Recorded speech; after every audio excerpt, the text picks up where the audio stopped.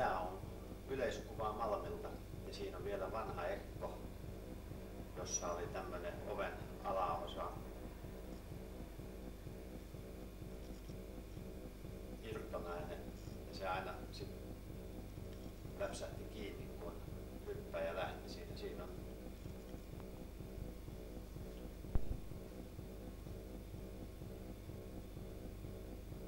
tässä on Onni Kuusisto meidän ensimmäisissä vapaan pudotuksen filmauksissa.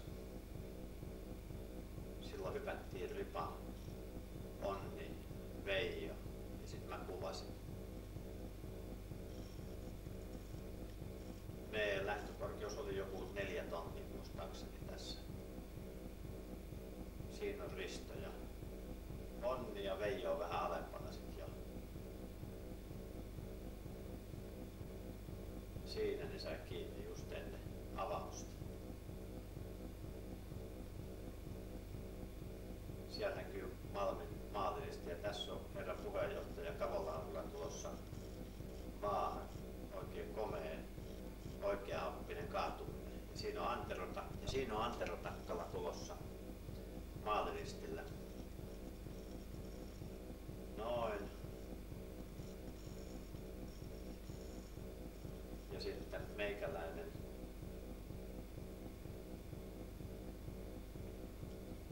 Ja tässä ollaan Nummelassa. Siinä on Ylisen Kustu ja vasemmalla ja Laitakärin se, anteeksi, se on, taitaa olla Risto Valta, joka on siinä oikealla puolella. Ja Laitakärin Seppo on tuolta.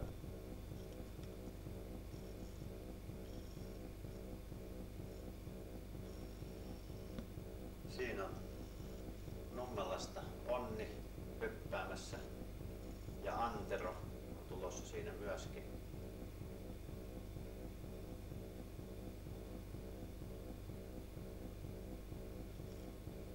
Siellä on Antero tulossa.